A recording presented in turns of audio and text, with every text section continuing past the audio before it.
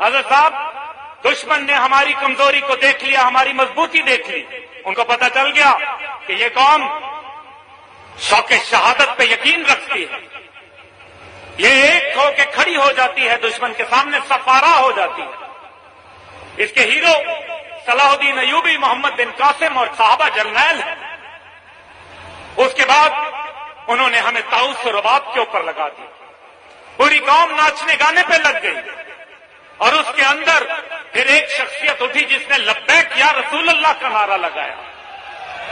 اور آج ہم یہ دیکھتے ہیں کہ قوم کے اندر دین سے دوری کس طریقے سے ہو رہی ہے۔ دو مختلف دھڑے آ رہے ہیں، ایک وہ جو نظریہ پاکستان کے ساتھ، جو نظریہ قرآن کے ساتھ، پاکستان اور نظریہ قرآن ایک ہی تصویر کے دو رخ ہیں، نہ پاکستان قرآن کے بغیر کچھ ہے نہ ہم کچھ ہے۔ اور آج عشق محمد صلی اللہ علیہ وآلہ وسلم کو اگر روح محمد کشید کی جا رہی ہے اس قوم سے، لوگوں کو پتہ ہے کہ یہ وہ ایک خاص قربانی کا جذبہ ہے جو مسلمان کو اس مقام پہ لے جاتا ہے جس کو اللہ بھی کہتا ہے کہ پھر جب تو اپنے آپ کو اس مقام پہ لاتا ہے تو پھر میں بھی تجھ سے پوچھتا ہوں بتا تیری رضا کیا ہے۔ پھر اللہ پوچھتا ہے، ایسے نہیں پوچھتا۔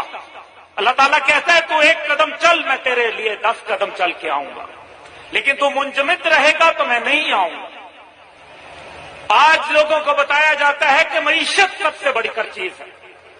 مجھے یہ بتایا جائے کہ نبی پاک صلی اللہ علیہ وآلہ وسلم نے غزوات کی بات کی تھی یا معیشت کی بات کی تھی؟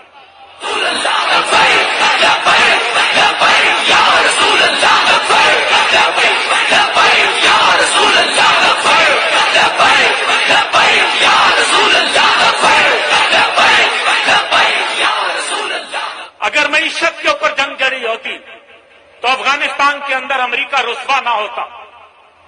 اگر معیشت کی بات ہوتی تو شمالی کوریا کے سامنے